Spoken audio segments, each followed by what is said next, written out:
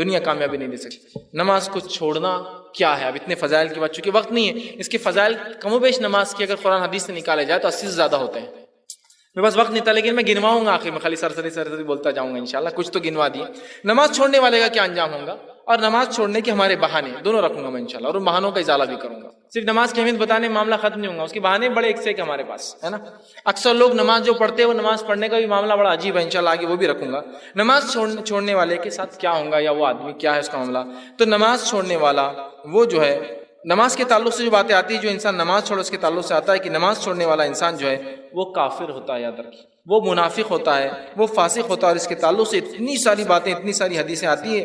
میں آپ کے سامنے کچھ ہی رکھ پاؤں گا۔ بہرحال سب سے پہلے میں رکھتا ہوں آپ کے سامنے، نماز کو ترک کرنے والا، نماز کو چھوڑنے والا، اس کا سب سے پہلا نقصان یہ ہے کہ وہ مشرک ہو جاتا ہے، وہ شرک کرتا ہے۔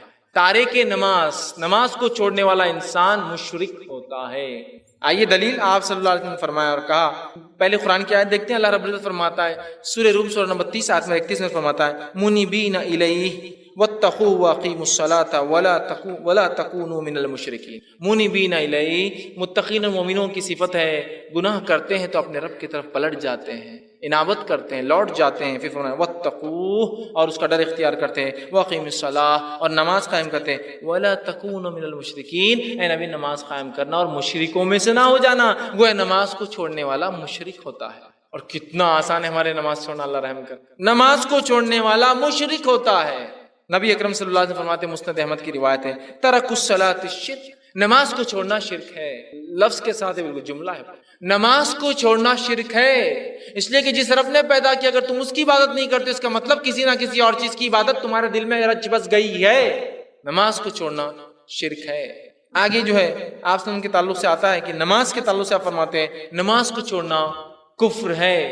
جب میں چھوٹا تھا، ایک مرتبہ والد صاحب نے کتاب لائے الکبائر، کبیرہ گناہوں کی، جو وہ کتاب گھر میں آنے والی تھی تو پہلے سے معلوم ہو گیا تھا کہ کتاب آنے والی ہے الکبائر، تو ایک چھوٹے بچے ہونے کے ناطے بڑا جوش و جذبہ تھا کیا آنے والا ہے، اور ایسے ایسے گناہ اس میں ملنے والے جو گناہ ہم کبھی نہیں دیکھے ہوں گے زندگی میں، مطلب ہم ایسا سوچ رہے تھے چھوٹے ہونے کے ناطے اس میں وہ گناہ کی کاؤنٹنگ ہوں گی جو پوری زندگی میں ہم نے کبھی نہیں دیکھے تھے۔ ایک ہوتا ہے نا کہ ایسے ایسے گناہ جو کبھی سنے نہیں، کبھی دیکھے نہیں۔ جب الکبائر کتاب آ گئی اور اس کو کھولے تو اس میں لکھا ہوا نماز کا چھوڑنا۔ چھوٹے بچے ہونے کے ناطے ہم تو ایسا سوچ رہے تھے اس میں وہ گناہ ہوں گے جو کبھی زندگی میں نہیں سنے ہوں گے، یہاں تو لکھا نماز کا چھوڑنا۔ اور ہم جس ماحول میں تھے ہم دیکھ رہے تھے ہر کوئی نماز چھوڑتا تھا، ہم کو لگا تو کتاب غلط ہے تو لوگ غلط ہے، مسئلہ کیا ہے کہ نماز چھوڑنا کہ کبیرہ گناہ ہے، ہمیں نہیں پتا تھا، چھوٹے تھے، اور ہم کو لگا کبیرہ گناہ ہوتا ہے ایسے جو مسلمان سماج میں دکھتے بھی نہیں ہوں گے کوئی کرتے ہوئے۔ اور نماز کا چھوڑنا تو آج کیا معاملہ ہے، آپ سب فرماتے ہیں نماز کا چھوڑنے والا جو ہے وہ کافر ہو، کفر سمجھتے ہیں، کافر ہے۔ آئیے سنیے الفاظ جو ہے، یہ حدیث جو ہے صحیح ترغیب و تہذیب کی روایت ہے۔ صوبان رضی اللہ فرماتے ہیں کہ آپ صلی اللہ علیہ وسلم فرمایا اور کہا بندے اور کفر اور ایمان کے بیچ میں فرق جو ہے نماز ہے، اس لیے کہ آپ نے فرمایا اسے ترک کرنے والا بندہ مشرک قرار پاتا ہے۔ بندہ، انسان، ایمان، کفر کے بیچ میں فرق نماز ہے، اس لیے کہ نماز چھوڑنے والا فرماتے ہیں مشرک ہو جاتا ہے، اور شرک کرنے سے وہ کفر بھی کر لیتا ہے، شرک کرنے والا کافر ہو جاتا ہے، سمجھ رہے ہیں؟ تو آپ فرما رہے ہیں بندے اور کفر اور ایمان کے بیچ میں فرق نماز ہے، اسے ترک کرنے سے بندہ مشرک قرار پاتا ہے۔ کسی کو کافر بولے تو اندازہ لگائیے، آپ کسی غیر مسلم کو آپ بولیے یہ کافر تو وہ تلمل ہو جاتا، حالانکہ اس کو سمجھتا نہیں کچھ لیکن تلمل ہو جاتا، کیونکہ میڈیا نے بتایا نا کافر بولتے یہ کافر بولتے۔ اللہ کے رسول فرما رہے نماز کو چھوڑنے والا کافر ہو جاتا ہے، اور وہ مشرک بھی ہوتا ہے اس لیے کفر کرتا ہے۔ اب ہر کسی کی اپنی چوائس ہے، وہ جو اختیار کرنا چاہتا ہے کرے۔ ایک طرف ایمان ہے اس کے کچھ تقاضے ہیں، ایک طرف کفر ہے اس کے کوئی تقاضے نہیں، جو چاہے کرو دنیا میں، کفر خود ہو جاتا ہے۔ ایمان کے تقاضے اس کے لیے کچھ کرنا پڑتا ہے، کچھ ڈیڈیکیشن دینا پڑتا ہے۔ اسی طرح جو آپ نے فرماتے ہیں صحیح مسلم کی روایت ہے ان بین رجل و بین الشرک والکفر ترک الصلاۃ، انسان اور شرک اور کفر کے بیچ کا فرق نماز ہے، شرک اور کفر کے بیچ کا فرق نماز ہے۔ ایک انسان ہے اگر وہ شرک اور کفر پہ نہیں ہے تو فرق وہ چیز بتاتی ہے کہ وہ نمازی ہے۔ اب ہم اپنے آپ کو کس میں ڈالیں، ہم خود سوچ سکتے ہیں ہم کتنی نمازیں پڑھ رہے ہیں اور کتنی۔ اس سے آگے بڑھیے، اس سے آگے بڑھیے، اس سے بھی گھٹیا ایک درجہ ہے، اس درجے میں بھی انسان مشرک ایک درجہ ہے، کفر ایک درجہ، کفر سے بھی نیچے ایک درجہ ہے، معلوم آپ وہ کیا ہے؟ نفاق۔ اس لیے کہ نفاق، منافقت کفر کا ایک اعلیٰ قسم ہے، اس لیے اس کی سزا سب سے نچلی ہے۔ تو ایک نماز، جو انسان نماز چھوڑتا ہے وہ منافق بھی ہو جائے. اس لیے کہ اللہ رب العزت قرآن میں فرماتا ہے سورہ نساء سورہ نمبر 4 آیت میں 142 میں وَإِذَا أَقَامُوا إِلَى الصَّلَاةِ قَامُوا كُسَالَىٰ، جب منافق نماز کے لیے کھڑا ہوتا ہے تو بڑی سستی سے کھڑا ہوتا ہے. یُرَاءُونَ النَّاسَ، اور جو کھڑا جو کچھ پڑھتا ہے جو کچھ کرتا ہے وہ لوگوں کو دکھانے کرتا ہے. وَلَا يَذْكُرُونَ اللَّهَ إِلَّا قَلِيلًا، اور نہیں کرتا اللہ کا ذکر مگر بہت تھوڑا. کیا فرمایا؟ وَإِذَا قَامُوا إِلَى الصَّلَاةِ قَامُوا كُسَالَىٰ. منافق کی صفت کیا؟ نماز کو کھڑا ہوتا ہے تو سستی سے، اور اس لیے کھڑا ہوتا ہے کہ لوگوں کو دکھائے، اور اللہ کا ذکر نہیں کرتا مگر بہت تھوڑا. تو منافق اسی طرح متفق علیہ روایت ہے صحیح بخاری اور صحیح مسلم کی حدیث، آپ نے فرمایا منافق پر فجر کی اور عشاء کی نماز بڑی بھاری جاتی ہے. یہ میرے بارے میں اور آپ کے بارے میں بات نہیں ہے، منافق پر فجر اور عشاء کی نماز بھاری جاتی ہے. اللہ ہم پر رحم کرے، واقعی میں ہم پر فجر اور عشاء کی نماز مشکل. منافق پر آپ نے کہا، صحیح مسلم کی روایت میں ہم نے فرمایا منافق جو ہے بیٹھا رہتا ہے، اور جب سورج ڈوبنے لگتا ہے اور پیلا ہو جاتا ہے تب بھاگتے ہوئے جاتا ہے اور کوے کی ٹھونگے سے سرزمین پہ مارتا ہے اور عصر کی نماز ادا کر لیتا ہے. وہ اتنی سستی کہ سورج ڈوب رہا ہے، لال جب ہو جاتا ہے تو بھاگتا ہے اٹھتے ہوئے جاتا ہے اور 4 رکعت تاکہ مسلمانوں کو بتائے میں مسلمان ہوں، بھائی کافر نہیں ہوا، اور ٹھونک مارتا ہے 4، مطلب 4 سجدے، مطلب اس نے نمازیں پڑھی اور اس کے بعد ختم کر. تو منافق ہو جاتا ہے وہ شخص جو ہے جو کرتا ہے. آپ صلی اللہ علیہ وسلم کے زمانے میں، آپ صلی اللہ علیہ وسلم کے زمانے میں منافقوں کی بھی ہمت اور مجال نہیں تھی کہ وہ نماز چھوڑے، اس لیے کہ انہیں پتا تھا نماز چھوڑنے سے ہمارا کفر ظاہر ہو جائے گا. اللہ رحم کرے ہم پر. ہم لوگ اپنے آپ کو ماں پیٹ سے مسلمان کہہ کر دھڑلے سے نمازیں چھوڑ، دھڑلے سے نمازیں. رسول اللہ صلی اللہ علیہ وسلم کے زمانے کے کافر کی بھی ہمت نہیں تھی کہ وہ کوئی نماز کو چھوڑے، اس لیے کہ وہ جانتا تھا نماز کو چھوڑنے سے میرا کفر ظاہر ہو جائے گا. ہم اپنے آپ کو ماں پیٹ سے مسلمان بولتے ہیں اور اس کے بعد دھڑلے سے نمازیں ایک کے بعد ایک چھوٹ رہی ہیں. رمضان کا ایک چاند ہوتا ہے جو عجیب تبدیلی لاتا ہے، اور رمضان کا ایک اور چاند ہوتا ہے جو عجیب تبدیلی لاتا ہے. پہلا چاند وہ ہوتا ہے جو رمضان شروع کرتا ہے، ایسی تبدیلی لاتا ہے کہ مسجدیں جو مسلیوں کے لیے ترستی تھی وہ مسجدیں جو پریشان ہو جاتی ہیں مسلیوں کے بوجھ اور وزن سے. جگہ نہیں ہے، راستہ نہیں ہے، ہاؤس نہیں پور رہے، پانی نہیں پور رہا، چٹائی نہیں پور رہے، راستے نہیں پور رہے، بلڈنگس نہیں پور رہی. اور پھر ایک چاند اور آتا ہے، عجیب چاند ہوتا ہے، وہ بھی آئیں گا، وہ بھی کل یا پرسوں.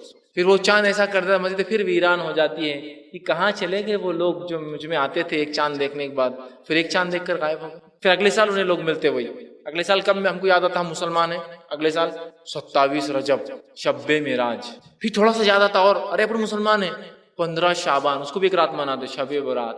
پھر ایک یاد دہانی آتی جب ایک چاند دکھتا اور تراویح پڑھنا ہے اپنے کو، چلو چلو چلو چلو چلو اور چلے نماز. پھر ایک چاند آیا، سب گل تو اگلے سال مل رہے. پھر ایک معمول ہونا چاہیے، ایک نظم ہونا چاہیے، اور نمازیں ہم پر 5 وقت فرض ہے ہر دن میں، ان کے اوقات میں منمانی نہیں کبھی بھی اٹھ کے پڑھ لو ظہر کے ساتھ روز فجر چالو ہے.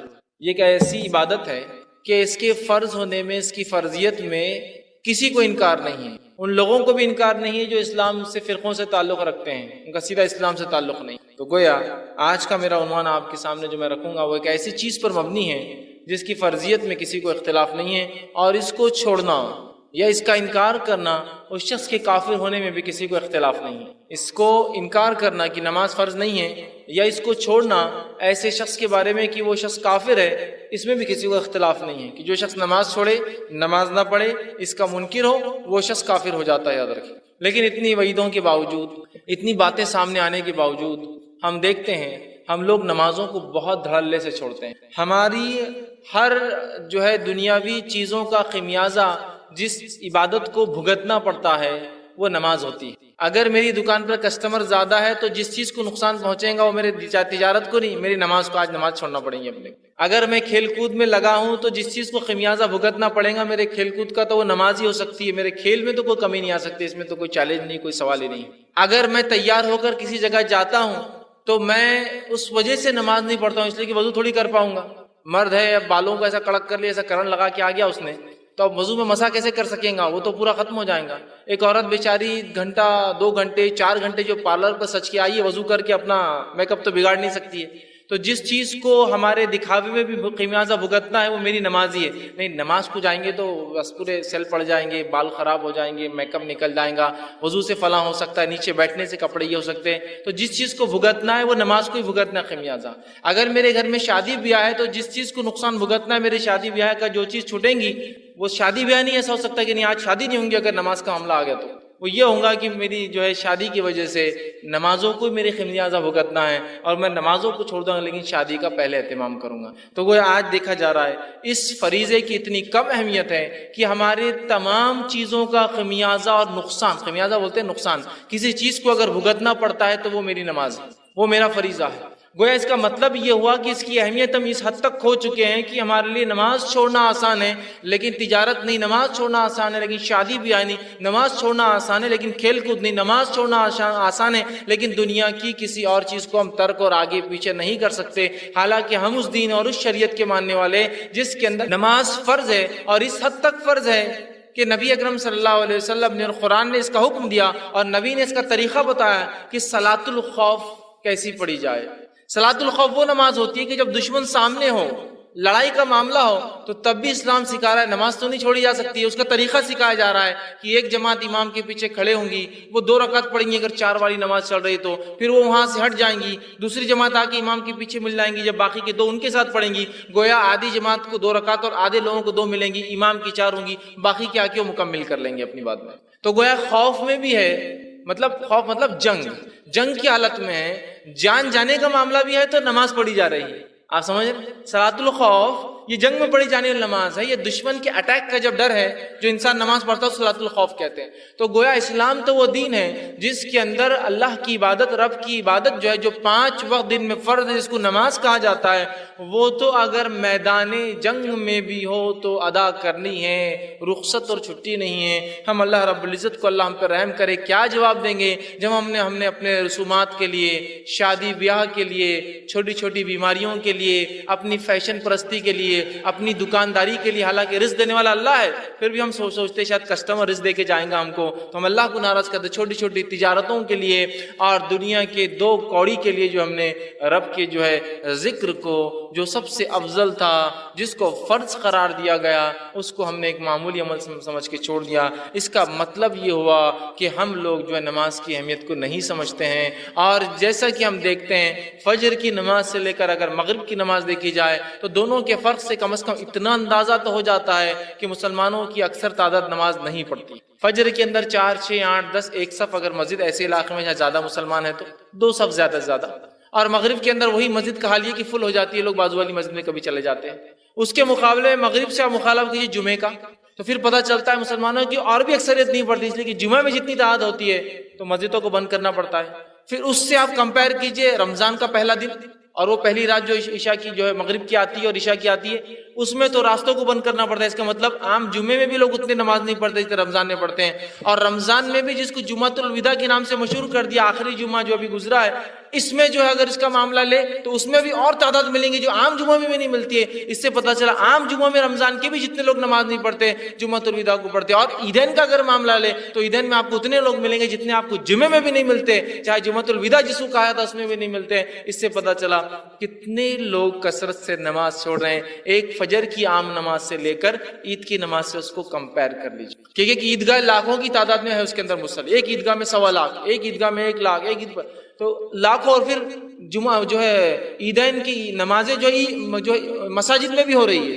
پھر لوگوں نے پرائیویٹ جو ہے اپنے کھیتوں پر بھی اور کھلے میدانوں میں بھی شروع کر دیے. اتنا ہونے کے باوجود بھی جگہ نہیں پڑتی ہے. تو پتہ ہی چلا کہ وہ فجر میں جو لوگ آ رہے ہیں وہ بھی مسلمان ہیں اور عید کی نماز کو جا رہے وہ بھی مسلمان ہیں. لیکن یہ بات یاد رکھیے اس عید کی نماز میں بھی سارے مسلمان نہیں آتے ہیں، اس لیے کہ بہت سارے تو اتنی تجارت کر چکے ہوتے ہیں کہ جو فجر کی بات سوتے ہیں تو دوسرے دن اٹھتے ہو عید کے باسی دن کے دن جو ہے ان کی آنکھیں کھلتی ہیں، تو وہ پورے لوگ بھی نماز نہیں پڑھتے. اس لیے کہ بزنس میں تو ہے نا، چاند رات کا بزنس کیسا ہم مار کھا سکتا ہمارا، وہ بھی صرف ایک عید کے لیے، ایک تہوار کے لیے. حالانکہ تہوار اسلام میں صرف 2 ہے، منانا چاہیے اس کو. عید جس کو کہتے ہیں ہم زبان تہوار، وہ منانے کی چیز ہے.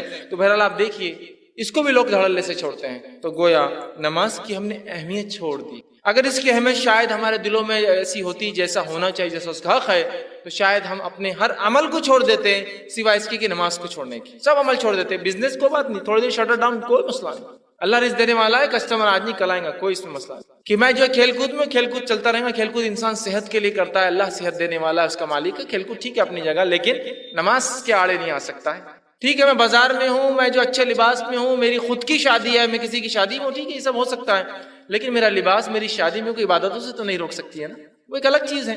لیکن میری نماز تو فرض ہے. اسی طرح اگر ہم یہ نماز کی اہمیت کو جان لیں تو تو انشاءاللہ عزیز میں دعوے سے کہہ سکتا ہوں جتنی مسجد ایگزسٹنس میں ہے، ایک بھی شہر کی کوئی مسلمان آبادی کی مسجدیں پرنے والی نہیں ہیں نمازیوں کو، کیونکہ اتنی کم مسجدیں ہیں، اتنی کم مسجدیں ہیں، کسی کو انتہا نہیں، چونکہ نماز کہاں پڑھتے ہیں لوگ، کبھی کبھار جمعہ پڑھ لیتے تھوڑی بڑھا دیتے لوگ، عیدین میں تو اکثر بولتے چلو عید کے لیے مسجد کو اتنا تھوڑی بڑھا سکتے، ٹینٹ لگا دو کچھ کر دو، تو ہم نے نماز کی اہمیت کو کھو دیا۔ میں آج آپ کے سامنے نماز کے فضائل اور اس کی اہمیت پہ بات کروں گا، اس کے مسائل پہ میرا ڈسکشن نہیں اور میری گفتگو نہیں ہوں گی، یاد رکھیے اس کی اہمیت کیا ہے، اس کا امپورٹنس کیا ہے، ہم اس کو سمجھ لیں اور اپنی زندگیوں میں نماز کو لا لیں، ہم مسجد جانے والے بن جائیں، نماز پڑھنے والے بن جائیں، جیسا کہ جو ہمارے نبی نے ساری زندگی اور اپنی موت، اپنی وفات تک جو ہے نماز کو مسلسل پڑھتے رہے، صحابہ کرام نمازیں پڑھتے رہے، چاہے وہ جو بھی حالات زندگی کے ان کی چلتے رہے، تو ہم بھی جو اپنے آپ کو نمازی بنا لے۔ اللہ رب العزت نے اپنی کتاب کی شروعات کی، پہلی سورت سورۃ الفاتحہ ہے، 7 آیتیں گزر گئی جو کہ دعا ہے۔ دوسری سورت آتی ہے، دوسری سورت جو ہی شروع ہوتی ہے اللہ رب العزت نے اس میں فرمایا، سورہ بقرہ سورہ نمبر 2 آیت نمبر 1 میں الف لام میم، یہ حروف مقطعات ہے، اس کا معنی اللہ جانتا ہے۔ ذالک الکتاب لا ریب فیہ ھدی للمتقین، اس قرآن کا اللہ کی طرف سے ہونے میں کوئی شک نہیں، ہدایت متقین کے لیے۔ الذین یؤمنون بالغیب، متقی وہ ہے جس کی پہلی صفت یہ ایمان لاتا غیب پر، وَيُقِيمُونَ الصَّلَاةَ، اور نماز قائم کرتا ہے، وَمِمَّا رَزَقْنَاهُمْ يُنْفِقُونَ، جو اللہ نے دے رکھا اس میں سے خرچ کرتا ہے۔ تو مومن کی صفت جو قرآن پر ایمان لاتا ہے، جس سے قرآن سے جس کو ہدایت ملتی ہے، اس کی پہلی صفت ایمان بالغیب اور دوسری صفت نماز قائم کرنا۔ سورہ بقرہ شروع ہی ہوا ہے، تیسری ہی آیت شروع ہوتی ہے، مومنوں کی صفت نماز قائم۔ تو گویا پتہ چلا ایمان کے بعد جو سب سے اہم رکن ہے وہ کیا ہے؟ صلاح، نماز۔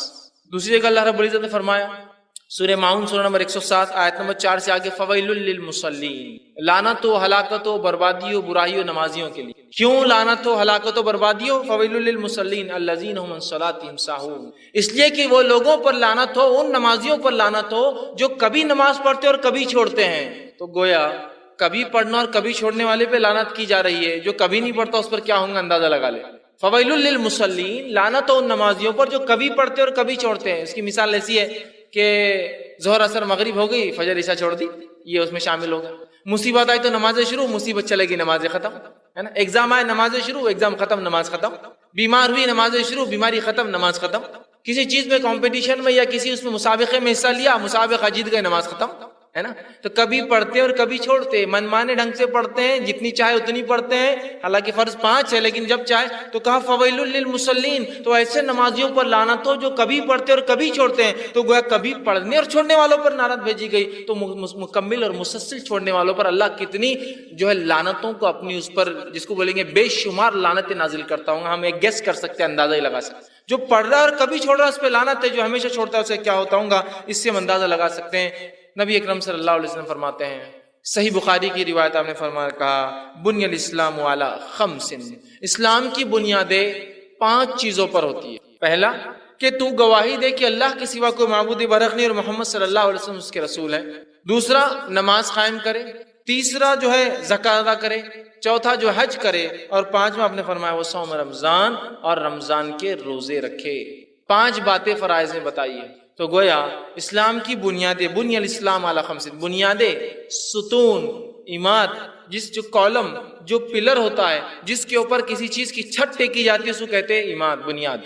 تو اسلام کی بنیادیں، اسلام جو جس چیز پر ٹکا ہے اس کے 5 کالمز اور پلر سے اسلام ٹکا ہے، اور اس میں سے سیکنڈ پلر جو ہے امپورٹنس کے اعتبار سب سے پہلا تو توحید، شہادت، اس کے بعد نیکسٹ پلر صلاح، نماز ہے۔ تو اندازہ لگائیے ہم اگر نماز کو چھوڑتے ہیں تو گویا اللہ نے جو دین، جس عماد، جن پلروں پر، جس پہ بنیاد رکھی ہے، اس بنیاد میں سے ایک بنیاد کو ہم کاٹنے والے اور ڈھانے والے بن جاتے ہیں۔ اور اسلام نے اتنی اس کی جو ہے حکم دیا کہ اس کو جو ہے دوسرا وہ کیا۔ اور اللہ کے رسول صلی اللہ علیہ وسلم کے پاس جب کوئی شخص اسلام قبول کرنے آتا، واقعات اٹھا لیجیے حدیث کی کتابوں میں، سیرت کی کتابوں میں، جب کوئی شخص اسلام قبول کرنے آتا تو نبی اکرم صلی اللہ علیہ وسلم اس کو سب سے پہلے کلمہ پڑھاتے، اور کلمہ پڑھانے کے بعد دوسرا کام جو بولتے ہو کیا ہے معلوم آپ کو؟ نماز قائم کر، اور 2 رکعت نماز پڑھنے کا اس شخص کو حکم دیا جاتا تھا۔ اندازہ لگائیے یہاں ابھی اسلام قبول کیا ہے، مسلمان بنا ہے، حق کی طرف آیا ہے، حق کی گواہی دیتی، دوسرا کام کیا کرایا جا رہا ہے اسے؟ اسی دن آپ کہتے تھے کہ جو ہے انسان اسلام کلمہ پڑھاتے تھے، اسے غسل کا حکم دیا جاتا تھا، اسے اپنے جو ہے جو زندگی اس نے پہلے کفر میں گزاری، اس کفر کے بالوں کو نکالنے کا حکم دیا جاتا تھا، اور فوراً اس کے بعد آپ کہتے تھے نماز قائم کرو، اور وہ شخص نماز پڑھتا تھا۔ کئی واقعات، خود عمر ابن خطاب رضی اللہ عنہ فرماتے ہیں میں جب اسلام قبول کیا آپ صلی اللہ علیہ وسلم نے مجھے غسل کا حکم دیا اور نماز پڑھا۔ تو آپ دیکھ رہے ایک نو مسلم کو اسلام قبول کرتے ہی معافی نہیں ہے کہ نہیں چلو اب اسلام قبول کیا 1-2 سال تمہارے لیے معافی ہے، اس کے بعد تو نمازی بن جانا، اس کو کوئی آپشن ہی نہیں ہے۔ جب رب پر ایمان لایا تو اگلا فریضہ اس کے لیے تیار ہے، وہ کیا ہے؟ صلاح، نماز قائم کرنا ہے۔ اور آج ہم جو ہے پیدائشی مسلمان ہونے کا دعویٰ کرتے ہیں اور کس دھڑلے سے اور کس آسانی سے نماز کو چھوڑتے ہیں۔ اللہ رحم کرے، ہمیں اگر اللہ رب العزت معاف نہ کرے تو یقیناً ہم تو بہت خسارہ اٹھانے والوں میں ہو جائیں گے۔ کس دھڑلے سے چھوڑے، بالکل نماز کا کیا ہے۔ اور حالت یہ ہے کہ 2 دوست، 2 مسلمان، 2 بھائی ایک ساتھ بازار میں جاتے ہیں، ایک ساتھ گھر میں بیٹھے ہوتے ہیں، ایک ساتھ کسی جگہ ہے، ایک کہتا ہے میرے بھائی نماز کو چلو، دوسرا کیا کہتا ہے تم جا کے آؤ، سبحان اللہ، تم جا کے آؤ۔ ایک کفر اختیار کرتا اور ایک ایمان پہ چلتا ہے۔ ایک ہی وقت میں 2 بھائی ہے، 2 دوست ہے، 2 بزنس پارٹنر ہے، ایک ہی وقت ہے، ایک کہتا ہے تم جا کر آؤ، گویا ایک کفر اختیار کرتا ہے اور دوسرا ایمان پر باقی رہتا ہے۔ کیا عجیب حال ہو گیا نا۔ اللہ کے رسول صلی اللہ علیہ وسلم فرماتے ہیں قیامت سے پہلے ایسے حال آئیں گے کہ انسان صبح گھر سے نکلیں گا اور ایمان کے ساتھ شام میں کافر بن کے آ جائیں گا، ہے نا۔ صبح نکلیں گا ایمان والا، یا شام میں نکلیں گا ایمان سے صبح کافر بن کے آ جائیں گا۔ شاید وہ حال ہم نے اپنے اوپر خود لا لیا ہے کہ نمازوں کو چھوڑنا کفر ہوتا ہے۔ آپ دیکھیے وہ کہہ رہا نہیں آپ پڑھ کے آئیے میں ذرا بیٹھتا ہوں۔ اندازہ لگائی نماز کی مطلب کوئی قدر کوئی اہمیت نہیں ہے جس نماز کے لیے صحابہ تڑپ رہے تھے کہ اللہ رب العزت جس نے اتنے فضل، اتنے کرم، اتنی جو ہم پر نعمتیں برسائی ہے، اس کے بدلے ہم کچھ کرے اس رب کے لیے، اور وہ نماز تھی جو دی گئی اس کے لیے ترس رہے تھے کچھ نازل ہو۔ اور ہمارا حال یہ ہے کہ ہمیں دیا گیا ہم پڑھتے نہیں ہیں۔ نبی اکرم صلی اللہ علیہ وسلم جب ایمان آ رہا تھا، ابتدائی مکی دور تھا، نماز فرض نہیں ہوئی تھی، تب بھی آپ جو ہے 3 وقت نمازیں پڑھتے تھے، اور 2 رکعت ہوا کرتی تھی وہ نمازیں، صبح دوپہر اور شام میں 2 رکعت۔ اور صحابہ بھی چھپ چھپ کر نمازیں پڑھا کرتے تھے 2 رکعت کی شکل میں، حالانکہ نماز فرض نہیں تھی ابھی، لیکن پڑھا کرتے تھے۔ ابھی تو فرض نہیں ہوئی، جب فرض ہوگی تو صحابہ تو خوش ہو اٹھے تھے کہ ان کے رب نے جو اتنے فضل اور کرم ان پر کیے اور آخرت میں جنت دینے والا ہے، کچھ تو چیزیں جو ہم پر فرض کی ہے جس کو عمل میں لائے۔ اور آج ہم سوچتے کہ کاش کہ اللہ تعالیٰ نے جو ہے نماز فرض نہیں کرنا تھا یار، باقی سب چل جا رہا، روزہ جم جاتا اپنے کو 1 مہینہ، کوئی بہت مشکل نہیں جاتی، اتنی بھوک تو برداشت کر لیتے ہیں۔ زکوٰۃ کا بھی کوئی بہت بڑا مسئلہ نہیں یار، مال کا ہی معاملہ ہے، دے دیں گے اٹھا کر۔ حج کا معاملہ تو پیسے ہے تو نہیں تو وہ تو کوئی مسئلہ ہی نہیں ہے نا۔ تو یہ تھوڑا سا آسان دکھ رہا۔ توحید تو معاملہ ماشاءاللہ ہی نہیں، ہم تو توحید پرست ہے، ہم اللہ کے ساتھ شرک نہیں کریں گے۔ بس یہ 5 وقت کیوں اللہ تعالیٰ بلا لے رہا، بس یہ نہیں ہونا تھا۔ مطلب دیکھیے اب اللہ تعالیٰ جو بہتر جانتا ہے کہ ہمارے لیے کیا اچھا ہے کیا برا ہے، اس میں بھی ہماری منمانی ہوتی ہے۔ اور صحابہ کا حال یہ تھا، صحابہ انتظار کر رہے تھے کہ ہمارا رب نمازوں کو شاید ہم پر فرض کر دے تو ہم اس کو ہمیشہ ادا کریں گے، اور ہم سوچتے کاش کی فرض نہ ہوئی ہوتی تو باقی سب عمل تو ہم انشاءاللہ کر ہی لیتے تھے۔ آزمائش کہاں ہوں گی پھر؟ نماز آزمائش ہے، فرائض آزمائش ہے، یاد رکھیے۔ آزمائش کہاں ہوتی پھر اگر آپ کو آسانی ہم کو دے دی جاتا کہ بس ایمان لا اور بس پڑے رہو گھروں کے اندر اور اس کے بعد مر جاؤ تو آ جاؤ جنت میں اللہ کی، تو پھر آزمائش کہاں تھی بھائی میرے؟ دنیا میں چھوٹی سی نعمت بھی آپ کو بغیر آزمائش کی نہیں ملتی ہے۔ بغیر محنت کی کوئی کما سکتا ہے کہ دنیا میں؟ بغیر محنت نہیں، میں کچھ نہیں کرتا لیکن بہت ہمارے پاس آ جاتا ہے، یہ الگ بات ہے، باپ داداؤں نے کمایا ہے۔ وہ اعمال یا وہ کام جن کے کرنے سے نیکیاں برباد ہو جاتی ہیں، یا نیکیوں کو برباد کر دینے والے اعمال۔ اور انشاءاللہ العزیز اس لیکچر میں 15 ایسے اعمال رکھوں گا جو نیکیوں کو برباد کر دیتے ہیں۔ تو نیکیوں کو برباد کر دینے والے یا ہلاک کر دینے والے یا تباہ کر دینے والے 15 اعمال آج میں رکھنے کی کوشش کروں گا۔ نیکیوں کو برباد کر دینے والے یوں تو کئی اعمال ہیں جو احادیث نے بتائے گئے کہ یہ عمل کرنے سے نیکیاں برباد ہو جاتی ہیں، قرآن نے کئی عمل بتائے کہ یہ عمل کرنے سے نیکیاں برباد ہو جاتی ہیں، لیکن ان تمام میں سے میں نے 15 ایسی یا ایسے اعمال چنے، 15 یا 15 ایسے عمل چنے جن عمل کے کرنے سے یا اعمال کے کرنے سے اللہ رب العزت یا تو کچھ حصہ نیکیوں کا یا مکمل نیکیاں مٹا دیتا ہے، لیکن اکثر پوائنٹ مکمل نیکی مٹا دینے والے ہیں۔ جیسا کہ اس سے پہلے کچھ لیکچرز میں نے آپ کے سامنے وہ اعمال رکھے جو گناہوں کو مٹا دیتے ہیں، اور بالخصوص ہم نے 10 ایسے اعمال دیکھے تھے جو گناہوں کو مٹا دیتے ہیں، لیکن آج 15 ایسے اعمال رکھنے کی کوشش کروں گا جو نیکیوں کو، گڈ ڈیڈز کو، اچھے کاموں کو، حسنات کو جو انسان اپنے زندگی میں کرتا ہے، اور زندگی کا جو اصل سرمایہ ہے، یہی وہ پونجی ہے جو انسان لے کر جائیں گا تو آخرت میں کام آنے والی ہے۔ باقی مال، دولت اور زمین، جائیداد، اولاد وہ سب یہاں چھوڑ کر جاتا ہے، لیکن یہ وہ پونجی اعمال جو نیکیاں ہوتی ہیں، جو حسنات ہوتی ہیں۔ تو آج میں آپ کے سامنے 15 ایسے گناہ رکھوں گا جن گناہوں کے کرنے سے انسان کی نیکیاں مکمل طور سے کمپلیٹلی ختم ہو جاتی ہے، وائپ آؤٹ ہو جاتی ہے، یاد رکھیے مٹا دی جاتی ہے۔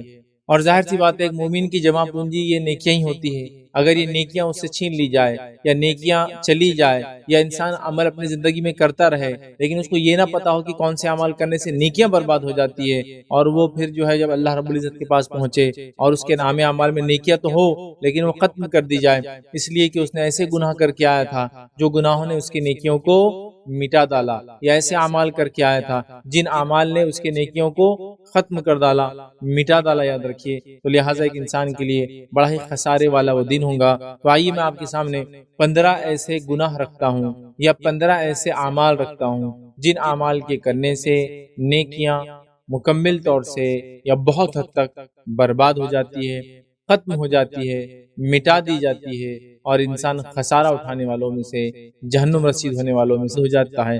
تو آئیے وہ کیا گناہ ہیں یا وہ کیا اعمال ہیں جن کے کرنے سے نیکیاں ختم کر دی جاتی ہے، یاد رکھیے وہ باتیں میں آپ کے سامنے رکھنے کی کوشش کروں گا۔ سب سے پہلی چیز یاد رکھیے، سب سے پہلا عمل جس کے کرنے سے انسان کی تمام نیکیاں مٹا دی جاتی ہے وہ عمل ہے، یاد رکھیے، اللہ تعالیٰ کی آیت یا قیامت کے دن کا انکار کرنا۔ اللہ تعالیٰ کی آیت مطلب اللہ رب العزت جو اپنے انبیاء کے ذریعے کتاب بھیجتا ہے، جو وحی بھیجتا ہے، اس کا انکار کرنا، یا پھر قیامت کے دن کا، آخرت کے دن کا، روز جزا کا انکار کرنا، یہ سب سے پہلا گناہ ہے جس کے کرنے سے نیکیاں مٹا دی جاتی ہے، نیکیاں ختم کر دی جاتی ہے۔ آئیے اللہ رب العزت کیا فرماتا ہے سورۃ الکہف سورہ نمبر 18 آیت نمبر 103 سے 105 میں اللہ فرماتا ہے اور کہتا ہے کہ آپ کہہ دیجئے کہ کیا ہم تمہیں ایسے لوگوں کے بارے میں خبر نہ دے دیں جو اعمال کے لحاظ سے سب سے زیادہ نقصان اٹھانے والے ہیں۔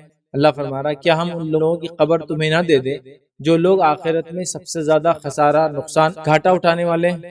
اور اللہ فرماتا ہے اور کہتا ہے یہ وہ لوگ ہیں کہ جن کی دنیاوی زندگی کی تمام کوششیں بیکار ہو گئی۔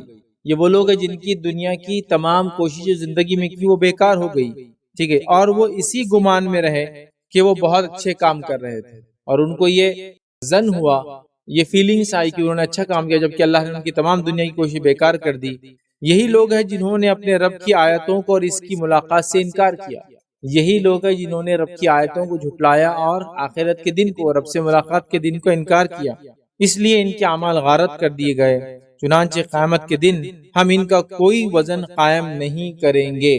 تو گویا وہ لوگ جو اللہ کی آیتوں کا انکار کرتے ہیں اور روز جزا کا، بدلے کے دن کا، آخرت کے دن کا، اللہ سے ملاقات کے دن کا انکار کرتے ہیں، اللہ رب العزت ایسے لوگوں کے اعمال کو برباد کر دیتا ہے، یاد رکھیے۔ اور یہ بہت ساری لوگوں کا یہی حال ہے، دنیا میں اکثریت کا یہی حال ہے کہ وہ لوگ دنیا کی کوششیں جو بھی کر رہے ان کو ایسا لگتا ہے کہ کوششیں آخرت میں ان کے مرنے کے بعد کی زندگی میں کام آئیں گی، لیکن جب تک صحیح طریقہ اختیار کر کے انسان کوشش نہ کرے ان کی کوئی کوشش کام نہ آئیں گی۔ مشرکین مکہ، یہود، نصارہ، نبی اکرم صلی اللہ علیہ وسلم کے دور میں مجوس، یہ تمام لوگ اللہ کو راضی کرنے کے لیے دنیا میں کچھ نہ کچھ کر رہے تھے۔ اللہ نے اعلان کر دیا کہ ان میں سے کسی کے بھی کوئی اعمال قبول نہیں کیے جائیں گے، چونکہ کوششیں غلط ڈائریکشن میں تھی۔ دنیا کا جو کچھ کر کے آئے وہ سب بیکار ہو جائیں گے، یاد رکھیے، اور وہ گمان میں ہوں گے کہ وہ بہت اچھا کچھ کر کے آئے، لیکن انہوں نے جو حرکت کی ہوں گی جس حرکت کی وجہ سے ان کے اعمال برباد ہو جائیں گے، وہ پہلا یہ تھا کہ انبیاء جو نشانیاں لے کر آتے انہوں نے جھٹلایا،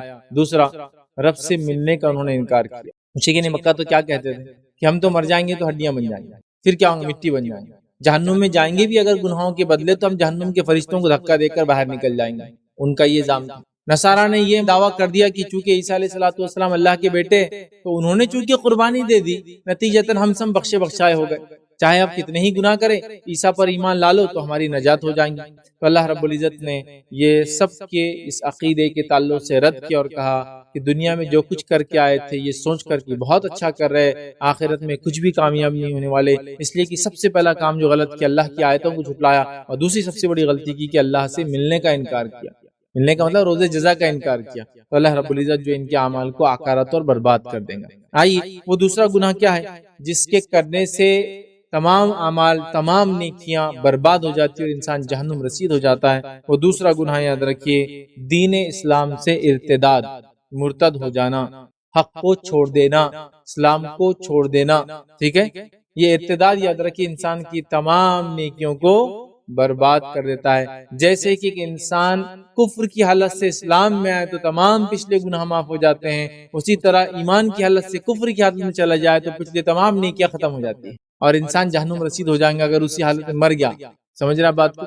تو ارتداد یاد رکھیے وہ تمام نیکیوں کو برباد کر دیتا ہے، چونکہ اللہ رب العزت نے اپنی کتاب میں سورہ آل عمران سورہ نمبر 3 آیت نمبر 19 کے ایک حصے میں فرمایا اور کہا ان الدین عند اللہ الاسلام، اللہ کے نزدیک جو قابل قبول دین ہے وہ صرف اسلام ہے۔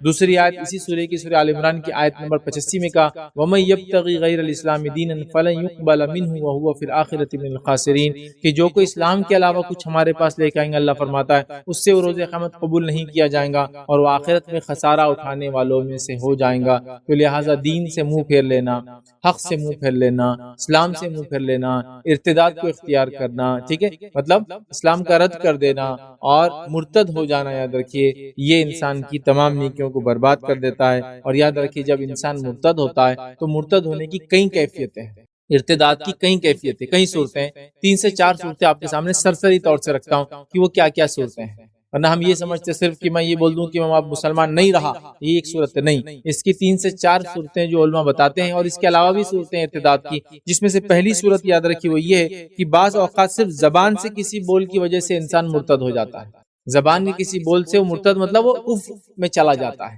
اور کفر میں چلا جانا مطلب اسلام کو چھوڑ دینا، اس اعتبار سے میں کہہ رہا ہوں۔ تو بعض الفاظ صرف کچھ الفاظ ادا کر کے کفر کی طرف چلا جاتا ہے، ارتداد کر بیٹھتا ہے، جس کی مثال یہ کہ اللہ تعالیٰ کو یا اس کے رسولوں کو یا اس کے فرشتوں کو گالی گلوچ کرنا، برا بھلا کہنا، مذاق کا موضوع بنانا، انسان اس سے اسلام سے نکل جاتا ہے، یاد رکھیں۔ اور فرشتوں پہ ایمان وغیرہ کے تعلق سے میں نے اس میں تفصیلات اس کی رکھی تھی کہ اکثر علماء کے ہی فتوی ہے کہ فرشتوں کا مذاق اڑانا یہ کفر ہے، ٹھیک، تو اس سے انسان جو ہے نکل جاتا ہے۔ دوسری مثال اگر ہے تو بعض اوقات وہ اپنے کسی فعل کی وجہ سے مرتد ہو جاتا ہے، کسی فعل، کسی ایکشن کی وجہ سے مرتد ہو جاتا ہے، مثال کے طور پر جیسا کہ بتوں کو سجدہ کرنے لگ جائے، بتوں کے سامنے جھکنے لگ جائے، ہے نا، چاہے وہ زمین آسمان کی کوئی اور مخلوق ہو جھکنے لگ جائے، یہ بھی مرتد ہو گیا، یہ بھی ارتداد کفر کی ایک کیفیت ہے۔ اسی طرح تیسری شکل یاد رکھیے وہ اپنے عقیدے کے اندر باطل عقائد کو شامل کر لے، اسلامی عقیدے میں باطل عقائد کو شامل کر لے تو بھی وہ مرتد ہو جاتا ہے، جیسے کہ مثال کے طور پر یہ سوچے کہ زنا حلال ہے، نماز کی کوئی ضرورت نہیں، بس یہ ڈرانے کے لیے کہ 5 وقت پڑھو تو اچھے رہیں گے، نہیں پڑھے بھی تو کچھ نہیں ہوتا، تو یہ بھی ایک صورت ہے۔ اسی طرح ارتداد کی ایک صورت ہے یاد رکھیے کہ صرف شک کی وجہ سے انسان مرتد ہو جاتا ہے، شک سے مراد یہ کہ پتہ نہیں اللہ ہے یہ نہیں، چلو لیکن ہم مان لیتے، کیا ہے پتہ نہیں، شرک کو برا تو بولا جا رہا ہے لیکن ہو سکتا ہے اللہ شرک کرنے کے بعد ہی معاف کر دے گا یار، اصل ہاں جہنم تو ہے لیکن ہو سکتا ہے ڈرانے کے لیے ہوں گی، تو جو سزائیں بولی جا رہی ہے وہ آخرت میں چھوٹ دے دی جائیں گی، یہ اس کو شک ہے، یاد رکھیے، ٹھیک ہے، تو ایسے شکوک کی بنیاد پہ یاد رکھیے وہ مرتد ہو جاتا ہے، اور یہ پختہ شک ہے اس کا کہ ٹھیک ہے اللہ نے بولا شرک حرام ہے لیکن مسئلہ نہیں کو کر بھی لے تو میں امید کرتا ہوں معافی ہو جائیں گے، جہنم تو ہے لیکن مجھے ایسا لگتا ہے کہ میں کو شکی ہے کہ کوئی جائیں گا، بلکہ سب کو اللہ معافی کر دیں گے۔ اور ایسے جب شکوک اور شبہات جب دینی عقائد میں جو کہ واضح طور سے اللہ نے اپنی کتاب میں اس کے رسولوں نے ڈرائے لوگوں سے، اور اس کے بعد انسان کرے کہ جہنم وہنم ڈرانے کے لیے تھی، وہ نہیں ہے، تو یہ شک شبہات بھی انسان کو مرتد کر دیتے، ٹھیک ہے، دین کو چھوڑ دینا چاہے کسی بھی قسم سے تو وہ انسان مرتد ہو جاتا ہے، اور مرتد ہونے سے اس کے تمام پچھلے اعمال برباد ہو جاتے، یاد رکھیے۔ اور آج کل کا جو زمانہ چل رہا ہے بہت چھوٹی چھوٹی باتوں پہ میں نے دیکھا ہے نوجوان الحاد کو اختیار کر رہے ہیں، الحاد مطلب دین کو چھوڑ دے رہے ہیں، اسلام رب کو ماننا مطلب وہ کسی قسم کے معبود کو ہی نہیں مان رہا تھا، یہ کہہ رہے کہ کوئی ہے ہی نہیں بنانے والا، یا پھر دوسرا یہ کہ وہ ارتداد، کچھ دنیا کی پسند کی وجہ سے مرتد ہو جا رہے ہیں، کچھ دنیا کی چاہت کی وجہ سے مرتد ہو جا رہے ہیں، کوئی دنیا کے منصب پوزیشنز کی وجہ سے مرتد ہو جا رہے ہیں، کوئی دنیا کی چاہت کی وجہ سے، کوئی عورت کی وجہ سے لوگ مرتد ہو جا رہے ہیں، یہ بہت بڑا خسارہ، یاد رکھیے۔ آئیے اللہ رب العزت نے مرتد کے اعتبار سے، ارتداد کے اعتبار سے کیا فرمایا، اللہ فرماتا ہے اور کہتا ہے وَمَن يَرْتَدِدْ مِنْكُمْ عَنْ دِينِهِ فَيَمُتْ وَهُوَ كَافِرٌ فَأُولَٰئِكَ حَبِطَتْ أَعْمَالُهُمْ فِي الدُّنْيَا وَالْآخِرَةِ وَأُولَٰئِكَ أَصْحَابُ النَّارِ هُمْ فِيهَا خَالِدُونَ۔ اللہ فرماتا ہے اور کہتا ہے کہ اور تم میں سے جو لوگ دین سے پلٹ جائیں اور کفر کی حالت میں مر جائیں تو ان کے اعمال دنیا میں بھی غارت ہوں گے اور آخرت میں بھی، اور یہی لوگ جہنمی ہوں گے، اور جو اس میں ہمیشہ ہمیشہ رہیں گے، تو مرتد کی سزا ہمیشہ کی جہنم میں، یاد رکھیے، اور اس کے پچھلے اعمال اللہ نے فرمایا برباد ہو جاتے ہیں۔ تو لہٰذا ایمان بڑی اہم چیز ہے، انسان اس کو غنیمت جانے اور ہمیشہ اس ایمان کی دولت کو، اس سرمایہ کو سنبھال کے اٹھا کے رکھنے کی ضرورت ہے۔ دنیا کی چند لالچیں، چند فوائد کبھی بھی انسان کو حق سے دور نہ کرے جاتا ہے۔ آئیے تیسرا وہ عمل جس کے کرنے سے انسان کے اعمال برباد ہو جاتے ہیں، وہ عمل کیا دیکھتے ہیں؟ اللہ تعالیٰ کی عبادت میں غیر اللہ کو شریک ٹھہرانے سے اعمال برباد ہو جاتے ہیں۔ ایک انسان اللہ کی عبادت بھی کر رہا ہے جبکہ ہمیں حکم اللہ کی عبادت ہی کرنے کا ہے۔ تو اللہ کے ساتھ کسی کو شریک کرنے سے پچھلے اعمال برباد ہو جاتے، یاد رکھیے، اور انسان جہنم رسید ہو جاتا ہے، یاد رکھیے۔ جس کی چونکہ شرک کے تعلق سے ہم سب جانتے ہیں، شرک ایک سب سے سنگین جرم ہے جو انسان اللہ رب العزت کی ذات کے ساتھ جو ہے کرتا ہے، یاد رکھیے۔ تو لہٰذا شرک کرنے سے اعمال برباد ہو جاتے ہیں، ختم کر دیے جاتے ہیں۔ لیکن ایک بات میری یاد رکھیے، میں جتنے گناہوں کے تعلق سے بات کر رہا ہوں، ان میں سے اکثر گناہ ایسے جن گناہوں کی اگر معافی مانگ لی جائے زندگی کے اندر نزع کی حالت سے پہلے توبہ کر لی جائے تو یہ تمام کی تمام معاف ہو سکتی ہے۔ تو کوئی نا امید نہ ہو میری باتوں کو سمجھ، امید ہمیشہ باقی ہے، توبہ کر لے، راستہ اس کو پلٹنے کا ہمیشہ باقی، یاد رکھے، ٹھیک ہے۔ تو آئیے تیسرا وہ گناہ جو غیر اللہ کو شریک کرنا، شرک کرنا، یہ بہت سنگین جرم ہے۔ لیکن میں بہت افسوس کے ساتھ اس بات کو کہہ رہا ہوں کہ امت مسلمہ میں شرک کو اتنے دھڑلے سے کیا جا رہا ہے کہ نعوذ باللہ توحید شرک بن چکا اور شرک توحید بن چکی، نعوذ باللہ، اللہ ہم کو معاف کرے۔ مطلب حالت یہ ہے کہ ایک اللہ کو ماننے کو لوگ شرک سمجھ رہے ہیں، یہ کیا صرف ایک اللہ کو مانگ رہے ہیں، اور شرک کو توحید سمجھ رہے ہیں، ہاں یہ طریقہ اللہ سے مانگنے کا، سمجھ اتنا شرک کامن ہو چکا ہے درکی ہمارے سماج میں۔ لہٰذا ایسے سماج میں ہمارے لیے بہت ضروری ہے اپنے عقیدے کو انٹیکٹ رکھے، اس کا علم حاصل کرے، اس کو مضبوط بنائیں، یاد رکھیے۔ اور چھوٹے موٹے آندھی طوفان یا بڑے بڑے آندھی طوفان جو عقیدے کے معاملے میں آئے، وہ بھی ہم کو اپنے عقیدے سے، اپنے بلیف سے، اپنے ایمانیت سے ہلا نہ سکے، یاد رکھیے۔ تو آئیے شرک جو ہے یہ بڑا خطرناک جرم ہے، اور اللہ رب العزت نے سورہ انعام سورہ نمبر 6 اور آیت نمبر 88 میں ایک ایسی بات کہی، یاد رکھیے، جس کے لیے آیت نمبر 86 سے یہ مسئلہ شروع ہوتا ہے، 86، 87 اور 88 پہ یہ بات آ رہی ہے۔ تو 86 اور 87 میں اللہ رب العزت نے کم و بیش ایک لمبا واقعہ ہے، اس سے پہلے کی بھی کچھ آیتیں، پوری آیتوں کو اگر ملا لے تو کم و بیش 18 انبیاءوں کا تذکرہ اس آیت نمبر 88 سے پہلے۔ کتنے انبیاءوں کا تذکرہ ہے؟ 18 انبیاءوں کا سیدھا اللہ نے نام لیا، سیدھا نام لیا کہ یہ اور یہ اور یہ اور یہ اور یہ 18 انبیاءوں کا نام لینے کے بعد اللہ رب العزت کیا فرماتا ہے اس کے کنکلوژن، اس کے آخر میں جو کہ آیت نمبر 88 ہے، اس میں فرماتا ہے اللہ وَلَوْ أَشْرَكُوا لَحَبِطَ عَنْهُمْ مَا كَانُوا يَعْمَلُونَ، اگر یہ لوگ بھی اے نبی صلی اللہ علیہ وسلم شرک کرتے، یہ انبیاء جن کے ہم نے نام تم ابھی لیے ہیں، اگر یہ انبیاء بھی شرک کرتے تو اللہ فرما رہا ہے ہم ان کے بھی اعمال کو برباد کر دیتے۔ کیا فرمایا؟ اور اگر یہ حضرات بھی شرک کرتے، جو کچھ ہی اعمال کرتے تو سب اکارت ہو جاتے۔ تو اگر انبیاء بھی اگر شرک کرتے تو اللہ فرما رہا ہم ان کے اعمال بھی برباد کر دیتے۔ تو شرک کیا کرتا ہے؟ اعمال کو، نیکیوں کو کھا جاتا ہے، برباد کر دیتا ہے، یاد رکھیے۔ آئیے آگے اللہ رب العزت نے صرف ان انبیاءوں کو نہیں، سورہ زمر سورہ نمبر 39 39 اور آیت نمبر جو 65 میں 65 میں اللہ فرماتا ہے اور کہتا ہے وَلَقَدْ أُوحِيَ إِلَيْكَ وَإِلَى الَّذِينَ مِن قَبْلِكَ لَئِنْ أَشْرَكْتَ، اللہ فرماتا اے نبی صلی اللہ علیہ وسلم ہم تم سے وَلَقَدْ أُوحِيَ إِلَيْكَ، ہم آپ کی طرف بھی اس چیز کی وحی کر رہے ہیں، اور آپ سے پہلے بھی انبیاء کو ہم نے یہی وحی کی تھی۔ اللہ فرماتا ہے إِلَيْكَ وَإِلَى الَّذِينَ مِن قَبْلِكَ، اور آپ سے پہلے بھی ہم نے یہی وحی کی تھی، لَئِنْ أَشْرَكْتَ، کہ نبی اگر آپ نے بھی شرک کیا ہم آپ کے بھی اعمال کو برباد کر دیں گے، وَلَتَكُونَنَّ مِنَ الْخَاسِرِينَ، اور آپ بھی خسارہ اٹھانے والوں میں سے ہو جائیں گے۔ اے نبی اگر آپ نے بھی شرک کیا تو آپ کے اعمال بھی برباد ہو جائیں گے۔ پچھلی آیت میں 18 انبیاءوں کے نام لینے کے بعد کہا کہ اگر انہوں نے بھی شرک کیا ہوتا تو ان کے اعمال بھی برباد ہو جاتے۔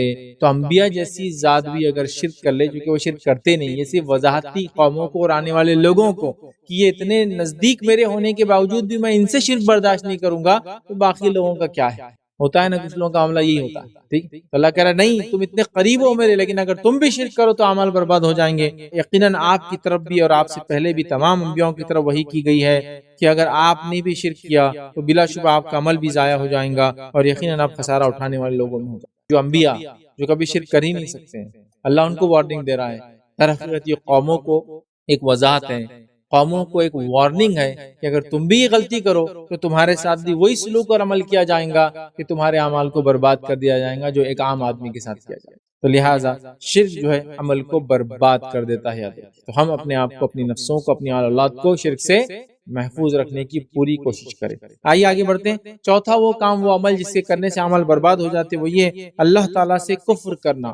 اللہ تعالیٰ سے کفر کرنے سے کیا ہوتا ہے؟ انسان جو ہے اس کے اعمال اکارت ہو جاتے ہیں، غارت ہو جاتے ہیں، یاد رکھیے۔ تو کفر یاد رکھیے بہت سنگین چیز ہے، شرک اور کفر یاد رکھیے، مشرک اور کافر یاد رکھیے۔ مشرک اور کافر یہ دو ایسی مخلوق ہے اللہ کی جو کبھی بھی جنت میں نہیں جائیں گے. یاد رکھیں ابراہیم علیہ السلام کے تعلق سے حدیث کے اندر یہ الفاظ آتے ہیں کہ ابراہیم علیہ السلام جو اللہ رب العزت سے جو ایک دعا ان کی باقی تھی جو انہوں نے اٹھا کے رکھی اور وہ روز قیامت کریں گے، وہ دعا یہ ہے کہ اللہ میرے والد کو جنت میں داخل کر دے، مجھے آج رسوا نہ کر ان کی وجہ سے. تو اللہ تعالیٰ فرمائیں گا اے ابراہیم کیا تجھے پتا نہیں ہے ہم نے کافر پہ جنت کو حرام قرار دیا ہے. تو شرک اور کفر یاد رکھیے بہت سنگین جرم ہے، یاد رکھیے اس حدیث سے پتہ چلتا ہے. تو کفر کرنے والا یاد رکھیے، شرک کرنے والے کی بات چلی گئی، اب کفر کرنے والے کی بات آ رہی. کفر کرنے والا یاد رکھیے یہ جنت میں نہیں جائیں گا اور اس کے اعمال اکارت اور برباد کر دیے جائیں گے. یاد رکھیے آئیے اللہ رب العزت کیا فرماتا ہے قرآن کے اندر، ان لوگوں کی مثال جنہوں نے اپنے رب سے کفر کیا، ان کے اعمال اس راکھ کی مثال ہے جس پر تیز ہوا آندھی والے دن چلی. جو بھی انہوں نے کیا اس میں سے کسی چیز پہ قادر نہ ہوں گے، یہی دور کی گمراہی. یہاں اللہ رب العزت نے وضاحت کر دی کہ جو لوگ بھی کفر کریں گے ان کی مثال ایسی ہے جیسے کہ راکھ ہو، اور راکھ ایک ایسی جگہ رکھی ہو جہاں آندھی چلتی ہو، تو آندھی چلنے کے بعد راکھ کا کیا حال ہوگا؟ آپ دیکھتے وہ یوں اڑ جاتی ہے، بالکل ادھر سے ادھر چلے جاتی ہے. تو بس ان کے اعمال ایسے چلے جائیں گے اور ان کو کوئی فائدہ نہیں ہوگا، اور اللہ فرما رہا ہے یہی حقیقی گمراہی ہے. تو لہٰذا کفر یاد رکھیے انسان کے اعمال کو برباد کر دیتا ہے. کفر کیا ہے، کفر کی حقیقت کیا ہے، کون کون سی چیز کرنے سے انسان کافر ہو جاتا ہے، ان چیزوں کو پڑھنے کی ہمیں سخت ضرورت ہے تاکہ اس سنگین جرم سے ایک انسان جو ہے بچ سکے. آئیے آگے بڑھتے ہیں. پانچواں ایسا عمل جس کے کرنے سے انسان کے اعمال اکارت ہو جائیں گے، برباد ہو جائیں گے، بیکار ہو جائیں گی اس کی نیکیاں خاص طور سے، وہ کون سا ہے؟ وہ یہ قرآن مجید کے کسی حکم کو ناپسند کرنا. قرآن کے کسی حکم کو، چونکہ وہ اللہ کی طرف سے، تو اللہ کے کسی حکم کو یا قرآن کے کسی حکم کو ناپسند کرنا، ناپسند کرنا. اور یہ مسئلہ تو ایسا ہے، اب میں اس معاملے میں کیا بتاؤں آپ، اتنے سارے قرآن کے احکامات ہیں چونکہ ہم کو نہیں سمجھتے، ہمارے پلے نہیں پڑ رہے، سمجھ رہے، یا میں اس کی خلاف ورزی کر رہا ہوں تو میں یہ سوچنے لگ جاتا ہوں یار ایسا کیوں ہے، خامخواہ ایسا نہیں ہونا تھا یار، یہ ایک عام بات ہوگی. جیسا مثال کے طور پہ قرآن نے کہہ دیا زانی کو سزا دی جائے، اگر غیر شادی شدہ ہو تو 100 کوڑے لگائے جائے، شادی شدہ ہو تو سنسار کر دیا جائے، چور اگر چوری کرے تو ہاتھ کاٹ دیا جائے، کوئی انسان خون کرے تو خون کا قصاص کا بدلہ خون سے لیا جائے. جب یہ باتیں آتی ہے تو کچھ لوگ بولتے رہے یار یہ عجیب ہی حکم ہے، نہیں ہونا تھا، بہت ہی سخت دکھ رہا. تو یہ اللہ کے حکم کو آپ کیا کریں معلوم، اس کے انکار کرنے والے آپ ناپسند کر رہے ہیں. یا عورتوں کی اگر مثال لے لے تو یہ پردہ وردہ کہہ کے لیے چپ خامخواہ دے دیے اللہ تعالیٰ نے، یا پھر سستی، کاہلی اور دنیا پرستی کے نتیجے میں آج ہمارے حال یہ نماز 5 وقت نہیں ہونا تھا، کاش، اور ناپسند کرنے لگتے ہیں. پہلے تو یہ ایسی ہوتا ہے کیوں ہوا، پھر ناپسندیدگی کی طرف جاتا ہے، اور کبھی کبھار انسان اپنی عام زندگی میں اس کو بول بھی بیٹھتا ہے یار کیا یہ 5 وقت کی نماز، یہ کیا پردہ وردے کا یہ حکام لگا نعوذ باللہ، یہ کیا سزائے موت کا ہے. اب چلتا غلطی ہو جاتی ہے بچوں سے، کیا چلتا بھی. تو یہ ایک اللہ کے حکم کو ناپسند کرنے میں ہے. تو اللہ کے حکم کو یا قرآن کی کسی حکم کو ناپسند کرنے سے آدمی کافر ہو جاتا ہے، یاد رکھیے، اور اس کے تمام اعمال برباد بھی ہو جاتے ہیں. تو یہ پانچواں وہ ہے یاد رکھیے عمل جس سے کرنے سے عمل برباد ہو جاتے ہیں، وہ یہ ہے کہ قرآن کی کسی حکم کو ناپسند کرنا. اور اللہ رب العزت نے اس بات کو قرآن میں یوں فرمایا، اور کچھ لوگوں کی صفت بتاتے ہوئے فرمایا جن کو سزا ملیں گی. اللہ فرماتا کہتا ہے یہ اس لیے کہ جو کچھ اللہ نے نازل کیا تھا اسے انہوں نے ناگوار سمجھا، چنانچہ اللہ نے ان کے اعمال کو ضائع کر دیا. یہ ان کے ساتھ اس لیے ہوا کہ انہوں نے اللہ کی اتاری ہوئی آیت کو ناپسند کیا، اللہ کی بتائی باتوں کو ناپسند کیا، اس کی وجہ سے ان کے اعمال غارت کر دیے گئے. تو لہٰذا اللہ کی کسی بات کو ناپسند کرنا، قرآن کے کسی احکام کو ناپسند کرنے سے اعمال برباد ہو جاتے ہیں. لہٰذا ہم بہت احتیاط کریں کہ ہم کس چیز کو پسند کرتے ہیں، کس چیز کو ناپسند کرتے ہیں. کبھی ہوتا ہے قرآنی کچھ باتیں ہم کو سمجھ نہیں آتی ہے، جب کوئی چیز سمجھ نہ آئے تو اللہ رب العزت سے دعا کریں اے اللہ مجھے اس چیز کی سمجھ دے، اس حکم کی حکمتیں سمجھا، میرے دل میں ان کے تعلق سے محبت پیدا کر. لیکن کبھی بھی اس کے اپوزٹ جانے کی کوشش نہیں کرنا، اس لیے کہ میں اپنی تقریر میں بار بار کہتا ہوں شریعت یاد رکھیے ایک سیسا پلائی ہوئی دیوار ہے، اگر اس پہ آپ اپنا سر مارو گے تو سر پھوڑ لو گے، ہاتھ مارو گے تو ہاتھ توڑ لو گے، اس کو کوئی فرق پڑنے والا ہے ہی نہیں. تو اپنے آپ کو کیوں برباد کریں، ٹھیک ہے، صرف اس لیے کہ مجھے سمجھ میں نہیں آ رہی کوئی چیز تو وہ چیز ایسی کیوں ہے. تو ہم پسند کریں شریعت کے حکم کو، چاہے سمجھ میں آئے چاہے سمجھ میں نہ آئے، بعد میں اللہ سے دعا کرے، اس کی حکمتیں تلاش کرے، علماء سے رجوع کرے، اس کو جاننے کی کوشش کرے، انشاءاللہ جس بات سمجھ میں آ جائیں گی. لیکن ناپسند کرنا یاد رکھیے اعمال کو برباد کر دیتا ہے. آئیے چھٹا وہ کام جس سے کرنے سے ہمارے کیے گئے نیکیاں برباد ہو جاتی ہے، اچھے نیک عمل برباد ہو جاتے ہیں، وہ یہ اللہ کو ناراض کرنے والی باتوں کے پیچھے لگنا اور اس کی رضا کو ناپسند کرنا. اللہ جو چیز سے ناراض ہوتا ہے وہ کام کو کرنا، اور جس چیز کو پسند کرنا اس کو ہم ناپسند کرنا، یہ چیز سے انسان کے تمام پچھلے اعمال یا تمام اعمال برباد ہو جاتے ہیں۔ آئیے اس تعلق سے اللہ رب العزت قرآن میں کیا فرماتا ہے اور کچھ لوگوں کی صفت بتاتے ہوئے فرماتا ہے کہ ان کے ساتھ ایسا کیوں ہوا۔ اللہ فرماتا ہے اور کہتا ہے آیت کے اندر، دیکھیے یہ سورہ محمد کی آیت نمبر 28 ہے، 47 نمبر کا سورہ، 28 نمبر کی آیت۔ اللہ فرماتا ہے یہ اس لیے ان کے ساتھ ہوا کہ ایسی بات کے پیچھے لگے تھے جس سے اللہ ناراض ہوتا تھا۔ کیا فرمایا اللہ نے؟ یہ اس لیے کہ وہ ایسی بات کے پیچھے لگ گئے جس نے اللہ کو ناراض کر دیا، اور انہوں نے اس کی رضا کو ناپسند کیا تو اللہ تعالیٰ نے ان کے اعمال کو برباد کر دیا۔ مطلب ایسے کام کرنا جن سے اللہ ناراض ہوتا ہے، اور ایسے کاموں کو ناپسند کرنا جس کو اللہ پسند کرتا ہے، تو یہ اعمال کرنے سے انسان کے پچھلے اعمال برباد ہو جاتے ہیں۔ لیکن جیسا میں نے شروع میں کہا، توبہ کے دروازے موت سے پہلے تک کھلے ہیں، لہٰذا اپنے رب سے ہم جو ہے خوب توبہ کرے۔ اگر ایسا کچھ ہے تو کوئی پسند اللہ کی ہو، ہم اس کو ٹھیک ہے، اللہ کی کو پسندیدہ چیزیں ہم کر نہیں پا رہے، ایک الگ بات ہے، لیکن ہم نے اس کو ناپسند کرنا، اور اللہ جس کو پسند کرتا ہے اس کو ہم ناپسند کریں، جس کو ناپسند کرتا ہے ہم پسند کریں، یہ بہت بڑا مسئلہ ہے۔ ایک چیز ہو سکتی ہے کہ اللہ کسی چیز کو ناپسند کرتا ہے لیکن پھر بھی مجھ سے وہ ہو رہی ہے، میں توبہ کر سکتا ہوں، لیکن اللہ ناپسند کرتا ہے میں کروں اور یہ کہوں مجھے یہ پسند ہے، یہ پرابلم ہے۔ اور اللہ جو ہے جس چیز کو پسند کرتا ہے اس کو میں نہیں کر پا رہا ہوں کسی وجہ سے، ٹھیک ہے، لیکن میں اس کو ناپسند کروں کہ اللہ کیوں پسند کرتا ہے اس چیز کو، یاد رکھیے اعمال کو برباد کر دیتا ہے۔ اور مشرکین نے یہی کیا، اللہ کو جو پسند تھا ان کو ناپسند تھا، اور اللہ کو جو ناپسند تھا اس کو وہ پسند کرتے تھے، یاد رکھیے، ٹھیک ہے۔ تو یہ چھٹا تھا۔ آئیے ساتواں وہ گناہ جس کے کرنے سے عمل نیکیاں برباد ہو جاتی، وہ عمل ہے اعتقادی نفاق، عقیدے کا نفاق۔ ویسے نفاق کی کئی علامتیں ہیں، احادیث کو اگر جمع کرے تو میں نے تقریباً 99 تک صفتیں، 99 صفتیں منافقین کی جو مختلف علماء نے جو کتابوں میں وغیرہ، قرآن میں جو آتی ہے، احادیث میں جو آتی ہے، ٹھیک ہے، اس کو جمع کرنے کی کوشش کی تو 99 کے قریب صفتیں ہوتی ہیں۔ لیکن کچھ صفتیں منافقین کی بڑی بڑی علامت ہے، بڑی واضح ہے، اور حدیث کے اندر آتا ہے جھوٹ بولنا، یہ منافق کی علامت، جب بات کرے جھوٹ بولے، ہے نا، جب بھی اعتماد کیا جائے وہ اعتماد کو توڑ دیں گا، جب بھی وعدہ کریں گا وعدہ خلافی کریں گا، تو یہ نشانیاں ہیں، تو یہ علامتیں ہیں۔ اگر یہ علامتیں ہوں تو انسان توبہ کر لے۔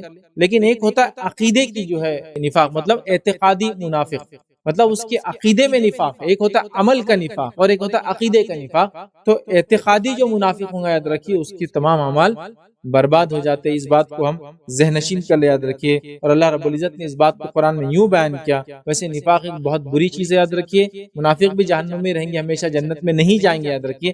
لیکن یاد رکھیے نفاق بھی کفر کی ایک قسم ہے، نفاق بھی کفر کی ایک قسم ہے۔ ہوتا یہ ہے کہ کافر ظاہراً بھی کفر اختیار کرتا ہے، بولتا ہے میں مسلمان نہیں ہوں، اور اندر بھی کافر ہوتا ہے، لیکن منافق ظاہراً بولتا ہے میں ایمان والا اور اندر کافر ہوتا ہے، تو منافق بھی یاد رکھیے یہ بھی کفر کی ایک قسم ہے۔ تو اعتقادی منافق جو ہوں گا وہ کافر ہوتا ہے، یاد رکھیے، اور اس کے بھی عمل برباد ہو جائیں گے۔ اللہ رب العزت نے قرآن میں دیکھیے کیا فرمایا ایسے لوگوں کے تعلق سے، اور یہ سورہ مائدہ سورہ نمبر 5 کی آیت 53 53 ہے، 5 سورہ نمبر 5 آیت نمبر 53 میں اللہ فرماتا کہتا ہے وَيَقُولُ الَّذِينَ آمَنُوا أَهَؤُلَاءِ الَّذِينَ أَقْسَمُوا بِاللَّهِ جَهْدَ أَيْمَانِهِمْ إِنَّهُمْ لَمَعَكُمْ حَبِطَتْ أَعْمَالُهُمْ فَأَصْبَحُوا خَاسِرِينَ۔ اللہ فرماتا اور کہتا ہے اور ایمان والے کہیں گے کہ کیا یہی لوگ ہیں جو اللہ کی بڑی بھاری قسمیں کھایا کرتے تھے کہ یقیناً وہ تمہارے ساتھ ہیں۔ منافقین کیا کرتے تھے؟ جنگ ہوگی، جہاد ہوگی، جاتے نہیں، اور پھر بڑی بڑی قسمیں کھاتے تھے، اللہ کی قسم ہم تمہارے ساتھ ہیں جنگوں میں، لیکن دھوکہ دیتے تھے۔ تو اللہ فرما رہا ہے کہ ایمان والے اس دن کہیں گے کیا یہ وہی لوگ ہیں جو اللہ کی بڑی بڑی قسمیں کھاتے تھے کہ ہم ایمان والے تمہارے ساتھ ہیں؟ پھر اللہ فرما ایسے منافقوں کے اعمال برباد ہوں گے روز قیامت۔ مومن تو سمجھیں گے مسلمان ہی تھے، تو وہ کہیں گے کیا یہ وہی لوگ ہیں جو بڑی بڑی قسمیں کھاتے تھے، لیکن ان کی حالت کیا ہے آج؟ اللہ فرماتا ہے کہ ان کے اعمال برباد ہوں گے اور انہوں نے بالآخر نقصان ہی اٹھایا ہوں۔ تو منافق چونکہ دنیا میں تو پتہ نہیں چلتا، صفتیں تو پتہ چلتی ہے لیکن ہم کسی کو انڈیکیٹیولی تو نہیں کہہ سکتے، لیکن چونکہ منافق ہمارے ساتھ تھے، وہ اللہ کی قسمیں کھاتے تھے، اپنے آپ کو ایمان والا بتاتے تھے، تو مومن کہیں گے کیا وہی لوگ ہیں جو اللہ کی قسمیں دنیا میں کھایا کرتے تھے، اور آج تو ان کے اعمال اللہ نے برباد کر دی ان کے نفاق کی وجہ سے، یاد رکھیے۔ تو نفاق یاد رکھیے کہ ایسی برائی ہے جس سے اعمال برباد ہو جاتے ہیں۔ آئیے وہ 8واں گناہ جس کے کرنے سے عمل برباد ہو جاتے ہیں وہ کیا ہم دیکھتے ہیں۔ ہدایت کے واضح ہونے کے بعد رسول اللہ صلی اللہ علیہ وسلم کی مخالفت کرنے سے اعمال برباد ہو جاتے ہیں۔ ہدایت کے گائیڈنس کے کلیئر ہو جانے کے بعد نبی اکرم صلی اللہ علیہ وسلم مخالفت کرنے سے انسان کے عمل برباد ہو جاتے ہیں۔ یہ الگ بات ہے کہ انسان سے کوئی غلطی ہو جائے، چوک ہو جائے، تو اس سے انشاءاللہ کسی مسئلہ نہیں ہوگا، لیکن جان بوجھ کر، کبھی ہوتا ہے ہم کو علم نہیں ہے، جس کی وجہ سے ہم نے کوئی عمل کر لیا، لیکن ہماری نیت یہ نہیں تھی کہ ہم کو پتہ ہے یہ سنت ہے، پھر سنت کو جان کے ہم نے کہا اب اس کے خلاف ورزی میں ہم کام کریں گے، ہم کو پتہ ہی نہیں تھا اور خلاف ورزی ہو گئی تو انسان توبہ کر لے۔ لیکن نبی اکرم صلی اللہ علیہ وسلم کی واضح ہدایت